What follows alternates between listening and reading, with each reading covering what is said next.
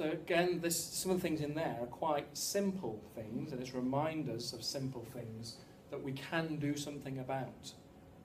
And as you listen to that, it's interesting to hear how some very small things, like standing with good posture and raising one's chin, can have quite an impact over and above things like antidepressants. And I know some of the terms there are aimed at people who, it's a counselling service that's provided those mindfulness resources, but they're things that all of us, I think, can benefit from, and I think are helpful in terms of what we're talking about today.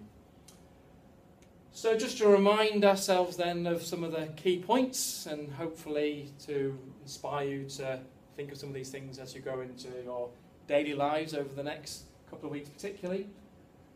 So how can you then increasingly go with the flow? Is this an idea that's going to sit well with you?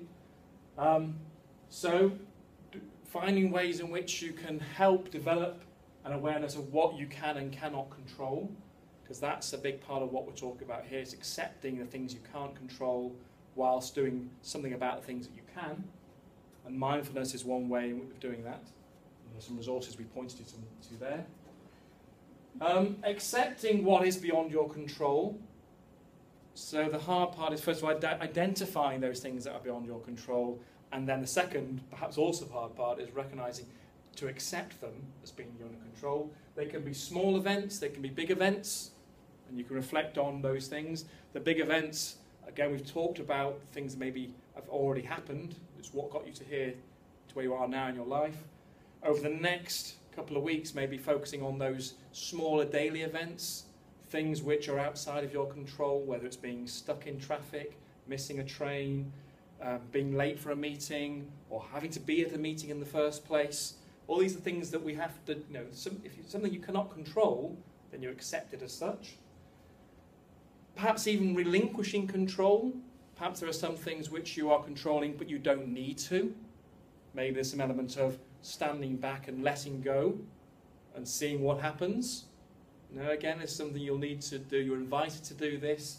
It's something where you might feel as though you don't need to always control events that you're trying to control.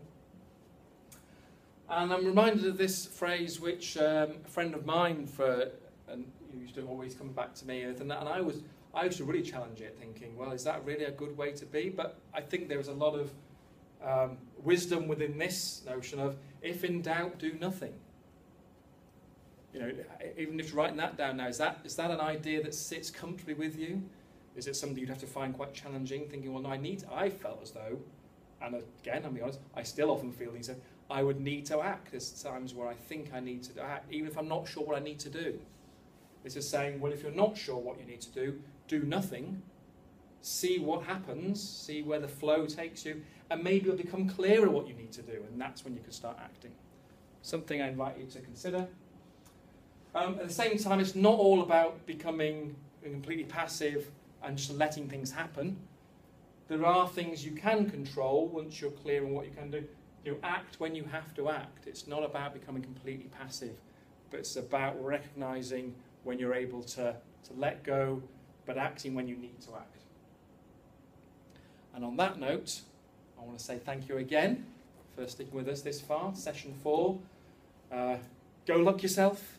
And in 2 weeks' time, there'll be a 5th session, which we're calling Sturkus Accidit, which is a bit of a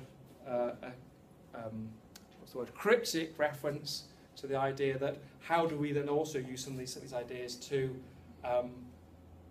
deal with the bad luck, the bad stuff that happens, because it does happen. Some of these ideas could be helpful with those as well. So thank you.